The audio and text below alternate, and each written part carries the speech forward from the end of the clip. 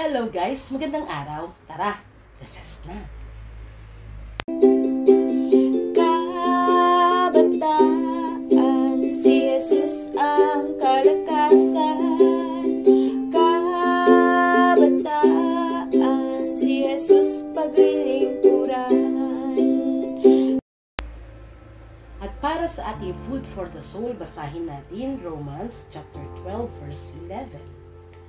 Work hard and do not be lazy.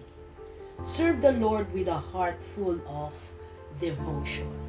Hunger. Isa sa trip gawin ng mga kabataan ay ang kumain at syempre ang kape-kape, no? Kape-kape habang chatting. Pero ang madalas na ipinapaalala sa atin is to be careful. To be careful with what we eat. Diba? Ang tao kapag nagutom, ano man ang cravings, talagang kumakain. Sisikaping makain ang pagkain na gusto nilang kainin just to fulfill their cravings. Diba? Alam na alam yan mga kabataan. At yung iba naman, basta nagutom, kung ano man ang nakahain ay kakain talaga yan. Kakain yan para mabusog. Para mawala o mapawi ang gutom. At dahil the fact is anytime pwede tayong makaramdam ng gutom. Anytime pwede makaramdam ng pagkagutom ang tao. However, young people, maging ang ating spiritual ay nakakaranas din ng pagkagutom or hunger. Na ibig sabihin, hindi lamang pisikal ang binubusog. Hindi lamang physical aspect natin ang dapat nating busugin, but as well as our spiritual. That's why Romans 12:11 it says, work hard. Do not be lazy. No? Work hard. Do not be lazy.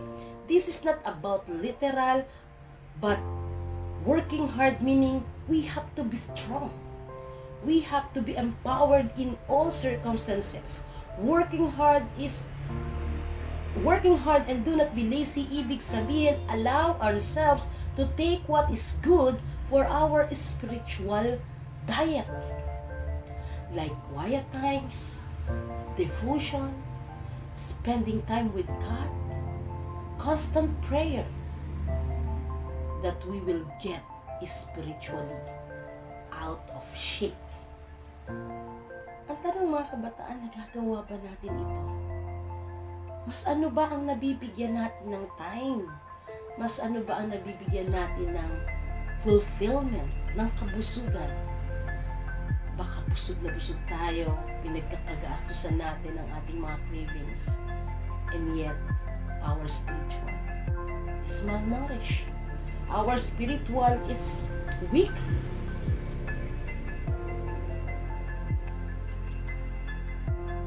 Young people, kung nais natin na maging healthy spiritually, serve the Lord. Maglingkod tayo sa Panginoon. Huwag tayong magdalawang isip na sumunod at maglingkod sa ating Panginoon. God fills your heart. God fills your mind. God fills your body to be empowered, inspired.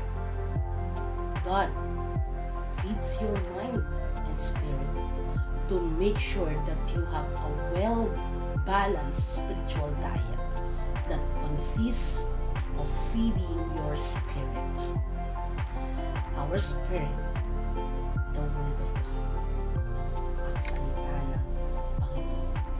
Young people, work hard and serve the Lord with a heart.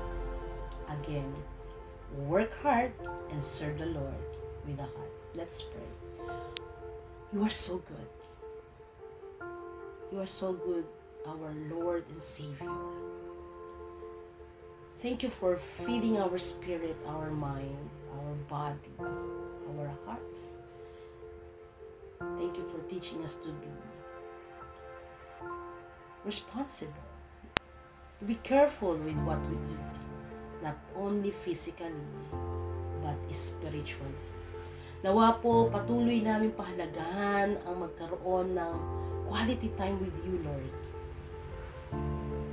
Lalo ang mga kabataan na ang dami nilang pinagkakabalahan, busy sa dami ng requirements, busy sa dami ng workload, ang dami pinagkakaabalahan, ministry.